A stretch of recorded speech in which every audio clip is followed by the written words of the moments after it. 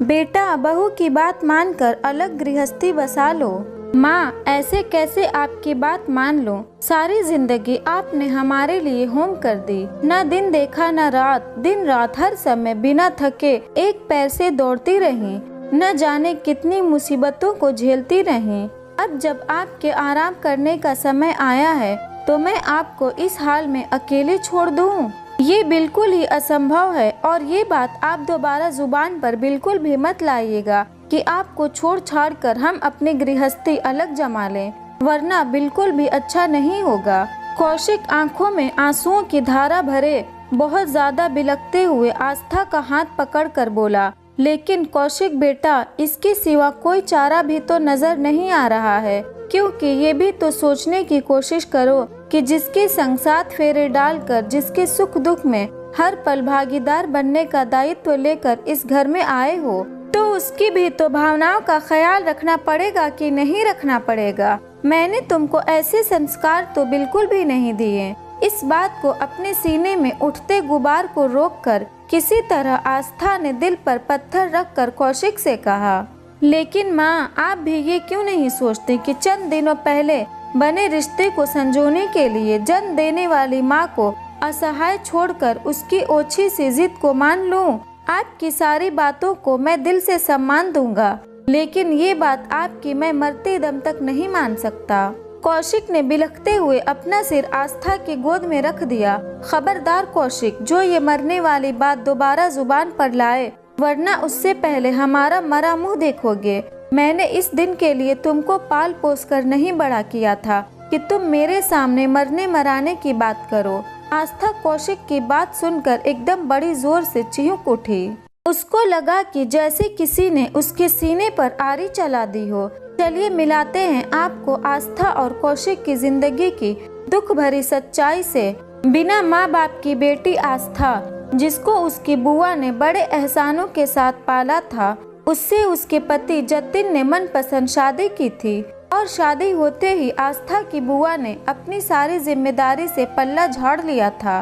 उधर गरीब और अनाथ आस्था वैसे भी जतिन के घर वालों को बिल्कुल भी नहीं पसंद थी, लेकिन जब जतिन का एक एक्सीडेंट में स्वर्गवास हो गया तो घर वालों को बढ़िया मौका मिल गया आस्था से बदला लेने का, और उन लोगों ने आस्था को दूध मुहे बच्चे कौशिक के साथ किसी भी तरह प्रताड़ित करके घर से निकाल ही दिया। आस्था ज्यादा पढ़ी लिखी तो नहीं, किसी तरह से वो अपने स्कूल की एक टीचर के पास पहुंची जहां वो बचपन में पढ़ा करती थी। उस टीचर ने आस्था की परिस्थितियों को देखते हुए दया करके स्कूल में ही चपरासी के कार्य के लिए रख दिया। किसी भी तरह उसे उन माँ बेटे की आजीविका चलने लगी और थोड़ा बड़े होने पर आस्था ने उसी स्कूल में ही कौशिक का एडमिशन करवा दिया। लेकिन जब कौशिक थोड़े बड़े क्लास में पहुंचा तो रुपए पैसों की समस्या आन पड़ी, क्योंकि कौशिक बड़ी तीव्र बुद्धि का था।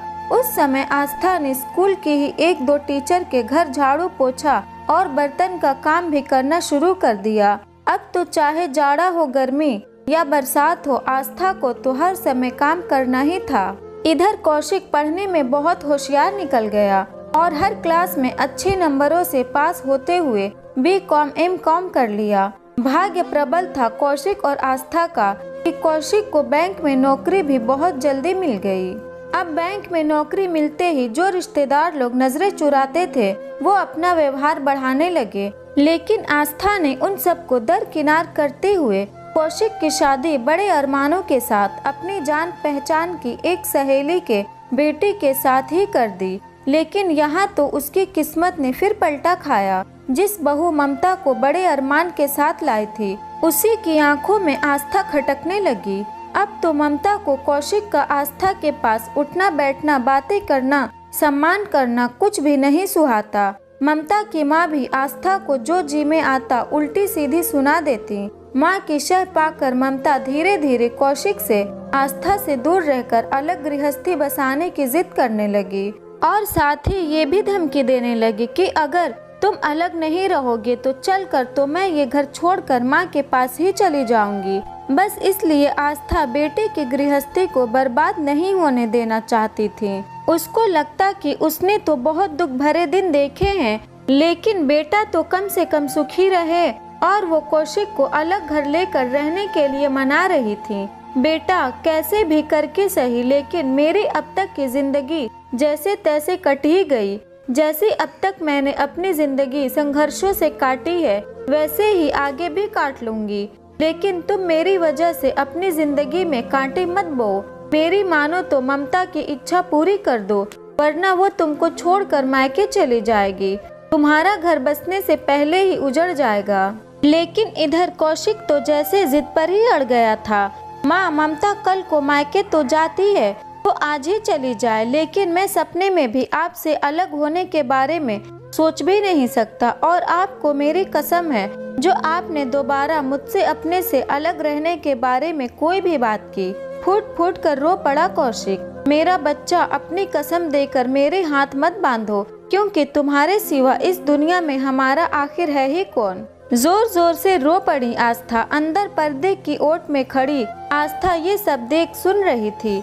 उन दोनों के शांत होते ही बाहर निकल पड़ी और बहुत बेशर्मी से उन दोनों के ऊपर कटाक्ष करते हुए बोली, आप माँ बेटे का भरत मिलाप हो चुका हो तो मैं कुछ बोलूं? हाँ ममता, मैं भी सुनना चाहता हूँ कि तुमने क्या निर्णय लिया, क्योंकि तुमने हम माँ बेटे की सारी बातें छुप कर सुन ही ली हैं। कौशिक ममता से मुखातिब होते हुए बोला, हाँ, मैं वही कहने आई हूँ कि मैं अपने कहे अनुसार कि अगर तुम मेरे साथ अलग होकर गृहस्थी नहीं बसाते तो मैं इस घर को छोड़कर हमेशा हमेशा के लिए अपने माँ के पास चली जाऊंगी।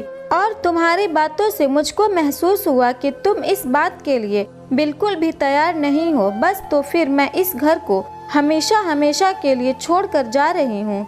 ममता आखिरी पासा फेंकते हुए बोली, क्योंकि उसको विश्वास था कि कौशिक आगे बढ़कर उसको रोक लेगा और उसका कहा मान जाएगा, क्योंकि कौशिक उसको बहुत ज्यादा प्यार करता था।